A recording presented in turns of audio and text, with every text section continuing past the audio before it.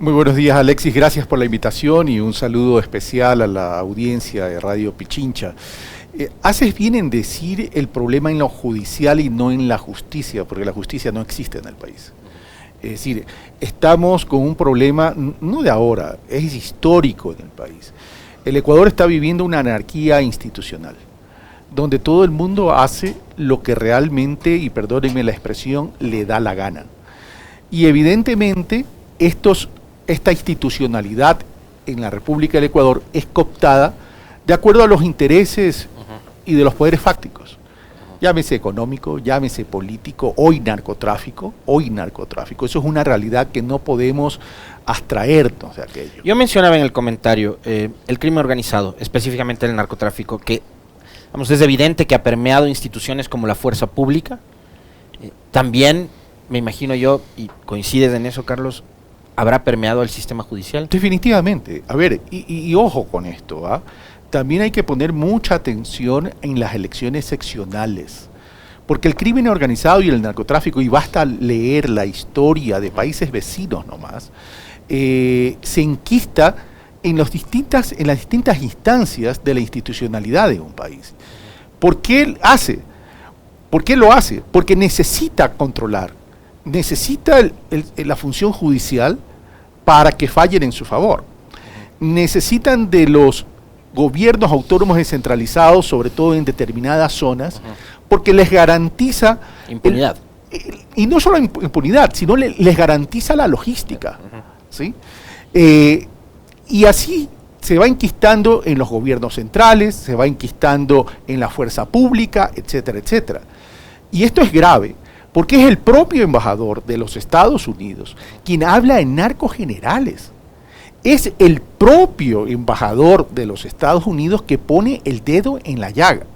Y lo más preocupante de todo esto es que el gobierno no muestra una capacidad de reacción. Y a mí sí me preocupa la construcción de pronto de una ambientación mayor de la inseguridad con fines de carácter político electoral a futuro. En vez de estar preocupados por cómo combatir esta inseguridad y cómo recuperar la institucionalidad. Por eso la disputa gobierno-municipio de Guayaquil, por ejemplo, la disputa entre el gobierno a través de sus voceros, ya antes fue Pablo Arosemena, hoy Francisco Jiménez, con la alcaldesa Cintia Viteri. Definitivamente. Es decir, se muestra una gran irresponsabilidad en el tratamiento del tema. El tema de la seguridad, tal cual como estamos viviendo en términos de lo que está sucediendo y en términos de crimen organizado, en términos de temor de la ciudadanía, merece un debate mucho más profundo. Merece un análisis, un debate, aprender de las historias. La inseguridad no solamente se la combate a través de la fuerza pública, a través de la justicia, sino que se la combate a través de otro tipo de justicia también, que es la justicia social. Entonces tú tienes que comenzar a construir una democracia de oportunidades. Esa democracia de oportunidades aterriza en conceptos de equidad y de inclusión. ¿A efectos de qué? A efectos de que las personas tengan esos espacios para salir adelante.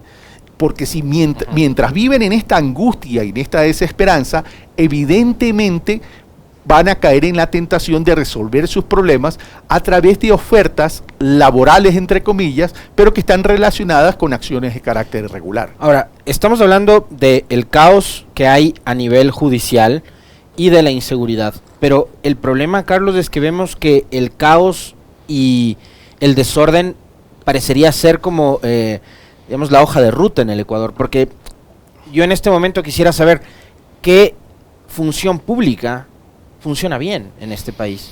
Cuando vemos que incluso los servicios, como los más elementales, yo siempre suelo citar el ejemplo probablemente más doméstico para un ciudadano, que es sacar la cédula, un pasaporte o renovar una licencia, que antes eran trámites que tú los podías hacer en una jornada, teniendo el turno sacando vía web, y lo resolvías en cuestión de una hora máximo. Ahora te puede tomar hasta 2 y 3 meses.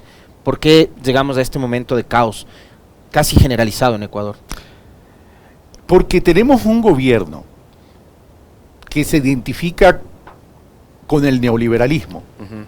y que no cree y no tiene conciencia ni social, ni tiene conciencia de la dimensión de lo que significa el Estado. Este gobierno no cree en el Estado. Este gobierno no entiende que el Estado debe garantizar no solo servicios públicos, sino derechos fundamentales: salud, educación, seguridad, vivienda y también algo que también es importante: trabajo. Al no entender esto, evidentemente los recursos económicos, la fuente de financiamiento, en temas de recursos monetarios tú tienes fuentes y tienes usos de fondos. Las fuentes, los impuestos, los excedentes petroleros, el tema, etcétera, etcétera, etcétera, y los usos en lo que acabo de mencionar. Le quita estos recursos a la salud, a la educación, a la seguridad, a la vivienda, y no reactiva ni la producción ni el trabajo, y lo dedica a qué. Lo dedica básica y fundamentalmente a sacar la plata del país a través del pago de la deuda externa, porque producto de ese endeudamiento va pagando.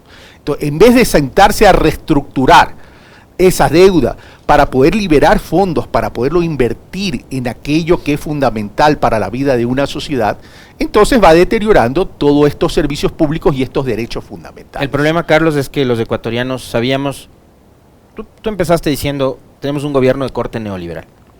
Y lo que has hecho es más o menos como que dibujar, digamos, la línea o el camino que transita un gobierno de corte neoliberal. Es decir, no inversión en educación, no inversión en salud, no inversión en justicia social, pero sí pago de deuda externa, etcétera, ¿no es cierto?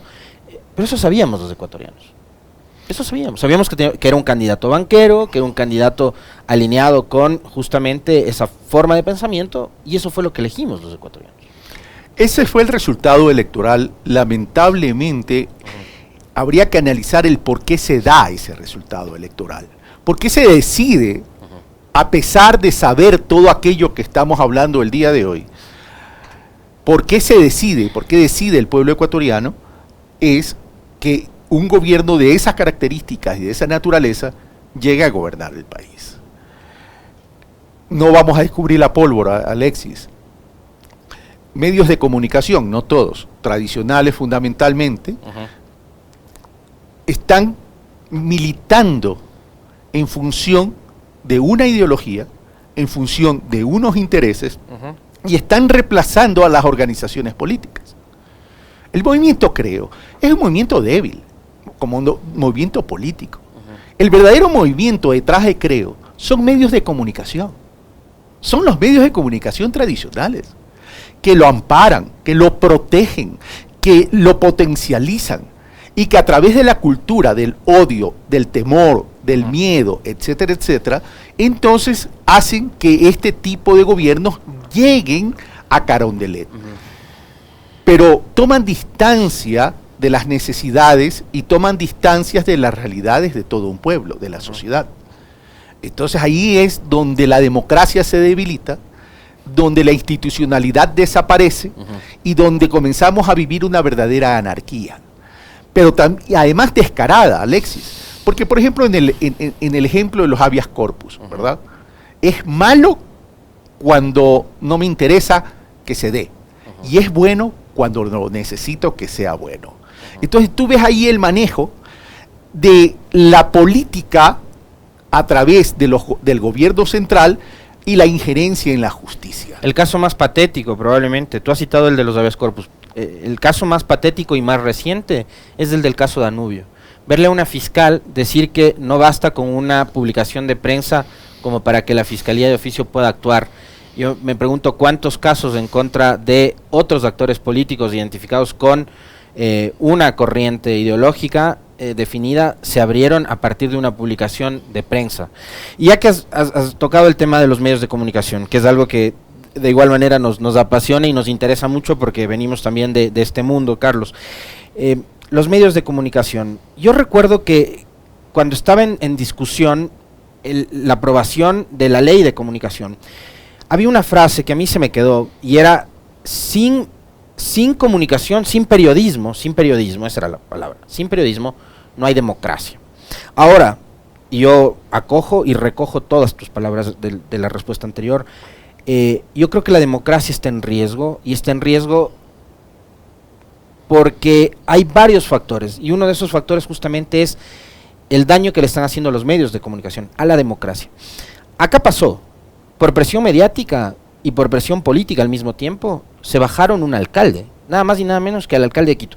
Yunda nos puede gustar o no, a mí me parece que fue un pésimo administrador de la ciudad, pero los medios de comunicación empujaron la caída de un alcalde. Ese es un pésimo precedente. Entonces, si antes decíamos que sin periodismo no hay democracia, bueno, ahora la democracia con este tipo de periodismo, ¿dónde queda? ¿Cómo queda? A ver, lamentablemente, tanto los medios de comunicación y como cierto sector del periodismo se están convirtiendo en los defensores de un gobierno inepto. Se están convirtiendo en defensores de un gobierno inepto. Por ahí hacen una crítica como para matizar el tema, pero esa es la realidad. Los medios de comunicación y cierto sector del periodismo no entienden cuál debe ser su verdadero rol. La comunicación tiene que ver con la información, sí, evidentemente tiene que ver con la información, pero la información por sí sola no es la comunicación. La información nace de hechos reales, es decir, debe nacer de la verdad. Y esa información que nace de hechos reales tiene que procesarse. Pero para eso también tienes que complementar con el análisis, con la opinión, con el debate. Ni los medios de comunicación, ni tú como periodista, ni otros periodistas son ni somos los dueños de la verdad absoluta. Nosotros analizamos, damos los insumos y la conclusión la saca la opinión pública. Ahí entonces tenemos que entender el principal rol, construir el pensamiento de la sociedad. Ergo, si la comunicación incide en el pensamiento de la sociedad, lo que se está haciendo, y por qué no quieren una ley de comunicación, es porque pretenden seguir manipulando el pensamiento de la sociedad. Hace un momento preguntábamos, ¿por qué a pesar de saber todo lo que iba a pasar, el señor Lasso está en Carondelet? Casualmente porque manipularon el pensamiento de la sociedad, porque casualmente crean la ambientación necesaria para, a través de esa estrategia, ahí viene el cuco, poder incidir en las decisiones de una sociedad. ¿Y qué es lo que tenemos hoy? Una sociedad fragmentada, tenemos una sociedad que no está pensando y que tenemos una sociedad que básicamente, a partir de los gustos, disgustos y de la descalificación y de una lengua ligera para la crítica, pero dificultades para desarrollar pensamiento crítico, tomar las decisiones acertadas. El negocio de los ciertos medios de comunicación es construir esta anarquía que estamos viviendo, una anarquía institucional. Y yo les quiero preguntar a quienes nos están escuchando, ¿puede existir democracia cuando estamos viviendo una anarquía institucional?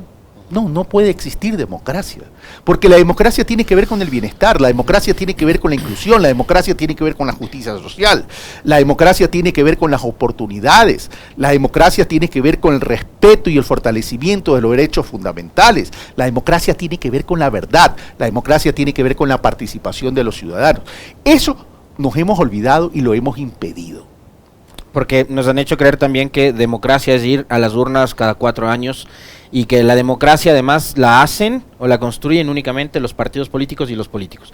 Y justamente los políticos han sido uno de los sectores damnificados de todo este relato que se ha construido en los últimos 5 años. La política está viviendo una campaña de desprestigio, no solo en Ecuador, este es un fenómeno que ocurre en otros países también, pero la política es necesaria, porque a través de la política se discuten todos los temas que tú hace un momento mencionabas, Carlos, y a través de la política es que se pueden resolver todo tipo de diferencias, una política ordenada, una política de ideas, una política donde la disputa sea absolutamente democrática, y eso hoy parece que no tenemos en Ecuador. Estamos próximos a vivir una campaña electoral en las seccionales que no va a ser tan distinta de lo que ustedes vivieron en 2021, una campaña sucia, llena de fake news, una campaña agresiva, y a partir de ahí, ¿cómo también empiezas a construir un nuevo país? Un país en donde existe un poco más de tolerancia y donde la democracia, digamos, sea como,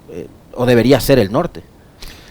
Lamentablemente la política, en términos de organizaciones políticas, también está en crisis.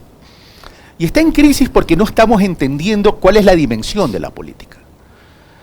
Y ahí tenemos que también puntualizar un problema que es lamentable. El Ecuador no tiene una cultura política, me refiero a una cultura política ciudadana. Cuando hablamos de una cultura política ciudadana, estamos hablando de lo principal actor de una nación. El principal actor de una nación no es un gobierno. El principal actor de una nación no son las organizaciones políticas. El principal actor de una nación es el ciudadano. Pero el ciudadano no tiene una cultura política. Una cultura política en términos de ¿qué? En términos de visión, en términos de empoderamiento y en términos de participación. Porque el esquema de la República del Ecuador en términos de la estructura política no le ha interesado formar sujetos políticos ciudadanos. Y mientras no tengamos esos ciudadanos, sujetos políticos ciudadanos, el país no va a cambiar, porque no va a haber conciencia ciudadana, no va a haber reflexión social y no va a haber ni empoderamiento, ni acciones, ni participación. Entonces el Ecuador tiene que entrar también a una reforma de ese tipo. Pero lo que es lamentable es que de tanto en tanto seguimos hablando de lo mismo, Alexis. Yo te pregunto, ¿los problemas de hoy son tan distintos al problema del pasado, a los problemas de ayer? 1830, ¿les hace sentido esa fecha? La fundación de la República del Ecuador. ¿Han cambiado los problemas? ¿O se han intensificado los problemas? Y uno de los problemas serios que tenemos en el país, aparte de lo que estamos diciendo, que son consecuencias de algo, es que el Ecuador no, a excepción de los años 2007 y 2017, no cuenta y no ha contado con un verdadero plan de desarrollo. En esa década sí. En esa década sí. Hubo una hoja de ruta. En el gobierno de Rafael Correa hubo un plan de desarrollo, es decir, hubo una hoja de ruta. Porque, ¿qué es el plan de desarrollo? El plan de desarrollo es la visión de país que queremos, que anhelamos y que merecemos. Y en esa visión se aterriza ¿qué? Se aterriza a objetivos, se aterriza a programas y acciones. Y se aterriza a tangibilizar de forma científica y concreta los avances del bienestar de la sociedad ecuatoriana. Pero a las élites no les gustó ese plan de desarrollo. No les interesa, porque cuando tú tienes un ordenamiento de país, estás haciendo ¿qué? Uno, incorporando a la vida de una nación a sujetos políticos ciudadanos que ya son críticos. En primer lugar, incorporas pensamiento y estableces y comienzas a cerrar las brechas históricas en lo social, en lo económico, en lo productivo, en lo político, en todo. Y eso es lo que a ese sector fáctico, a ese sector del neoliberalismo nunca le va a interesar. Porque para ello divides para reinar. Por eso es la gran concentración de riqueza que hay en el país. A ver, Carlos, al inicio decía nuestro invitado, con mucha certeza además, porque creo que es así, yo coincido totalmente, de que quienes nos gobiernan hoy no entienden cuál es el rol que debe cumplir el Estado y en este caso el gobierno central. Coincido, sí, en parte, pero también saben muy bien que el Estado les sirve y les es útil a ellos para hacer negocios. En la figura de los ad honorem así nos demuestran. Llegaron a hacer negocios, dijeron que como eran gente muy, muy pudiente, gente muy rica, no necesitaba llegar al gobierno para robar. Nos han demostrado lo contrario, porque llegaron al gobierno, no sé si a robar, eso ya tendrán que ver las autoridades judiciales a través de toda una investigación, pero por lo menos llegaron a beneficiarse. Yo soy de los que creo que nadie hace gratis nada en esta vida, pero adicionalmente a eso me surge otra pregunta, que a propósito de una de las respuestas que nos daba ayer Bruno Segovia acá, es si están los ad honorem, si cada uno hace lo que sea y lo que quiere en cada uno de los sectores a los que les ha confiado el presidente Lasso, ¿quién gobierna? ¿Quién está gobernando el Ecuador en este momento, Carlos? Están gobernando distintos sectores de los poderes fácticos. Están gobernando medios de comunicación, están gobernando ciertos poderes económicos. Y te pregunto esto, ¿sabes por qué? Porque yo siento que hay ausencia de poder. No sé si a ti te pasa lo mismo. Es un presidente que no está en los diálogos con la CONAIE, que no está en los diálogos con la Asamblea, que se ausenta por motivos de salud o por lo que sea cada vez que puede. Entonces yo sí noto que hay un presidente ausente. A ver, hay un presidente ausente porque no tiene conciencia de Estado, porque no tiene conciencia social y porque vive, y lo he dicho en varias ocasiones, vive en medio de una burbuja. Pero ¿cuál es el problema de un presidente ausente, por las razones que sea? Es que cuando hay un presidente ausente hay ausencia de liderazgo. Y cuando hay ausencia de liderazgo, se enquistan en las distintas instituciones del Estado,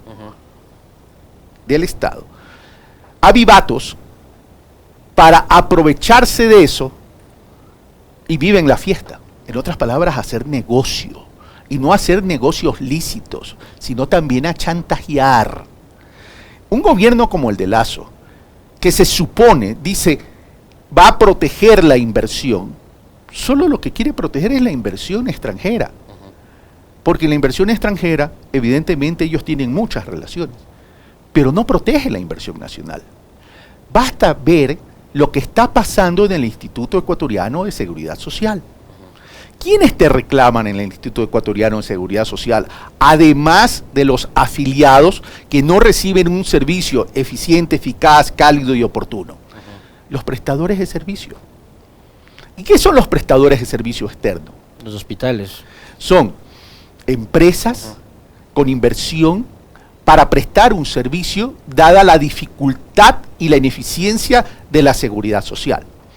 ¿Qué pasa cuando no les pagan? Los quiebra, pues. ¿Qué pasa cuando les deben 16 meses, 13 meses, 8 meses y no les pagan? Pero es que generan un desempleo y afectan patrimonio ajeno. Entonces no protegen la inversión social. Te estoy dando un ejemplo. ¿Qué pasa con los contratistas de la obra pública? De igual forma, en el feriado, yo me fui de Quito a Guayaquil por tierra, conduciendo mi vehículo con mi esposa. Y da tristeza, pero más allá de la tristeza da indignación. Ver la red vial. Ver la red vial, que hasta hace poquito era una red vial, que era un orgullo para el país. Y era un red vial que además de orgullo era un ejemplo en la región. Pero se mofaban, pues decían que ese era el discurso de Correa que repetía, o del correísmo, tenemos carreteras. Es que a eso voy. Se repite 1000 veces una mentira que se transforma en una falsa verdad y que incide en la percepción de la sociedad. ¿Qué tan importante es, por ejemplo? Tú has citado el caso de Elías, que eso es algo que a mí me preocupa mucho. Vamos a tener una entrevista el próximo jueves con el economista Víctor Hugo Villacrés, un querido gran amigo conocedor de la exactamente, un hombre que conoce mucho sobre los temas de la seguridad social, porque nos inquieta mucho también saber cuál es la realidad del IES. Pero tú nos has citado el caso de las carreteras. ¿Cuánto pierde el país, Carlos, con vías en mal estado, por ejemplo, a nivel productivo? Tú eres un hombre de números, manejas cifras. En materia productiva, ¿cuánto pierde un país que no tiene unas carreteras en buen estado? A ver, no te puedo dar una cifra, pero pierde bastante. ¿Por qué? Porque ¿qué transita por las vías del Ecuador? Transita toda la logística y el suministro que debe tener el país en las 24 provincias, en los 221 cantones. Y adicionalmente, por ahí transita todo aquello que se exporta. Los costos suben, la depreciación de los vehículos, el deterioro de los vehículos se incrementa, más un costo de combustible tremendo.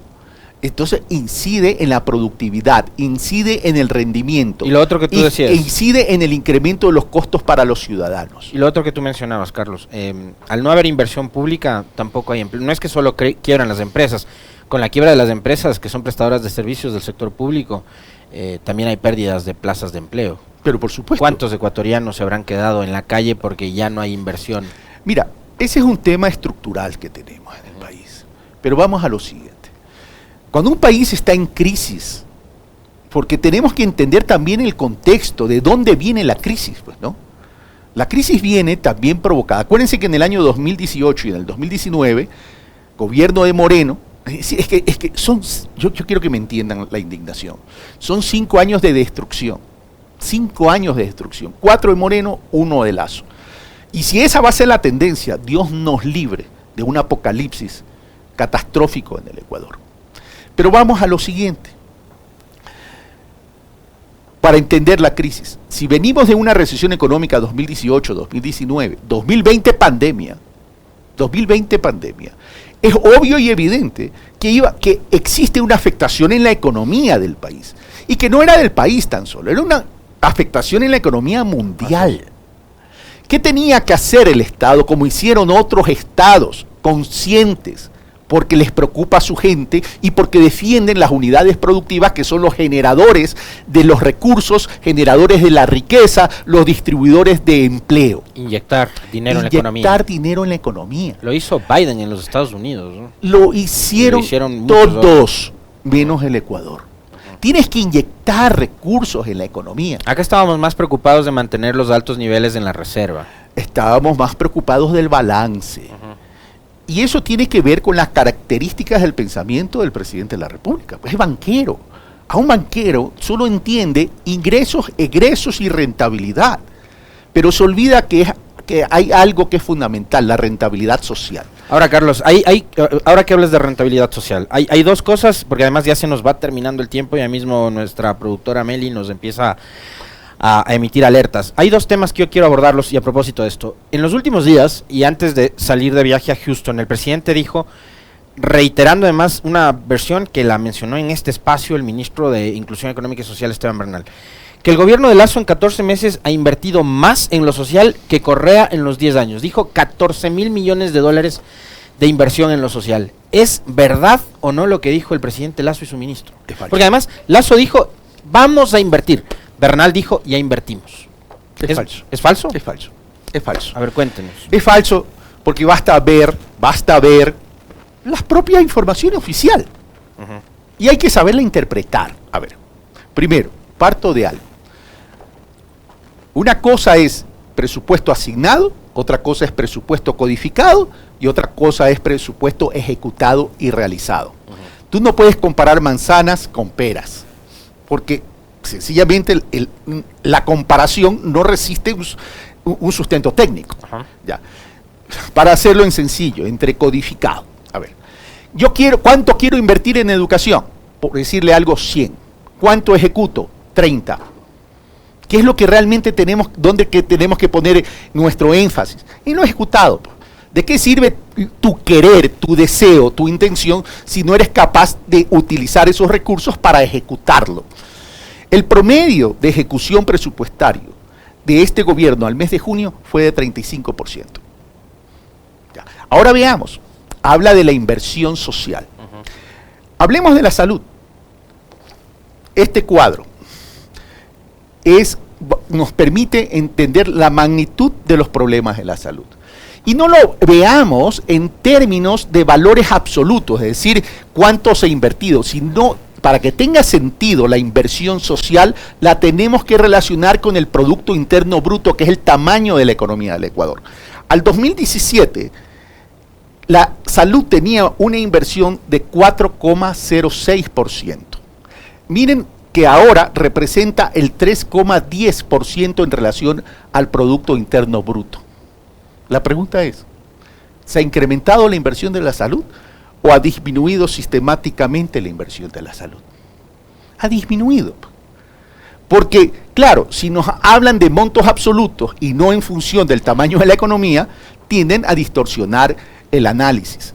Si en el 2017, con la ola Correa, la inversión en salud era 4,06 y ahora es 3,10%, es obvio que ha disminuido. Vamos a ver ahora la educación.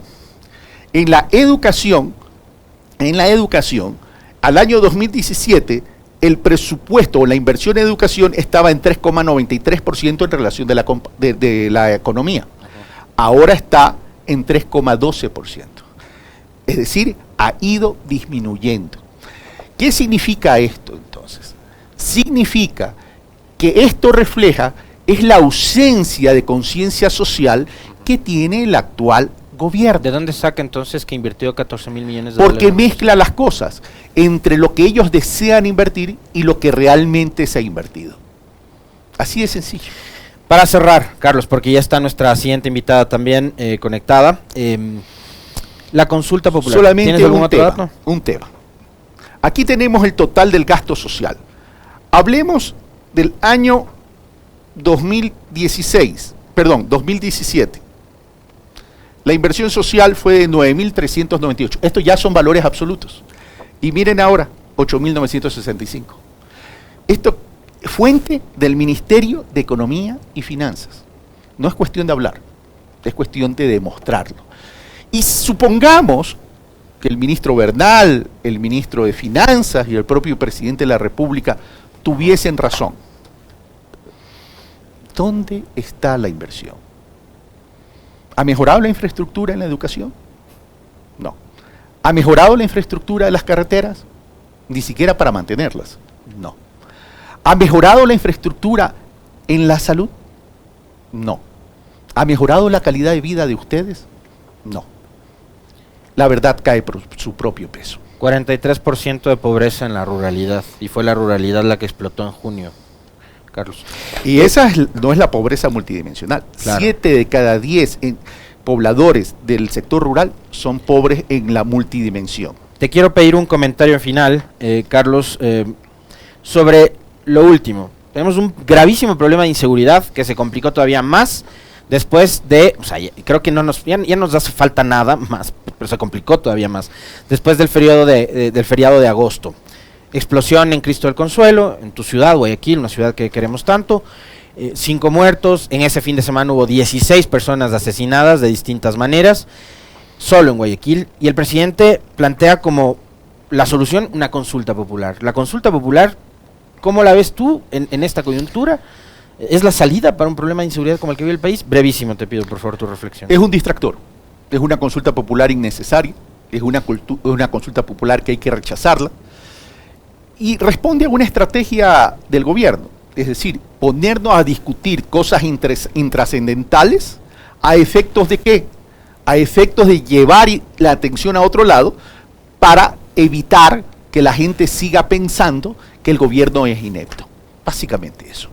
¿Para qué poner más palabras cuando esto tiene que ver con la ineptitud del gobierno y tiene que ver con la irresponsabilidad con la democracia? Te quiero agradecer infinitamente, Carlos, por haber aceptado la invitación a este diálogo. Como siempre, es muy interesante conversar contigo. Uno termina aprendiendo incluso de las charlas que tenemos. Te agradezco a ti, Alexis, y ojalá en algún futuro cercano podamos hablar de análisis propositivo. ¿Qué hacer para salir de la crisis? Perfecto, te comprometo a una próxima. ¿Cómo Hoy no? hablamos de las cosas que deberían hacer. Encantado. ¿Te parece? Muy bien. Me parece. 8:07, hacemos un corte y volvemos. Ya está Marcela Holguín conectada con nosotros.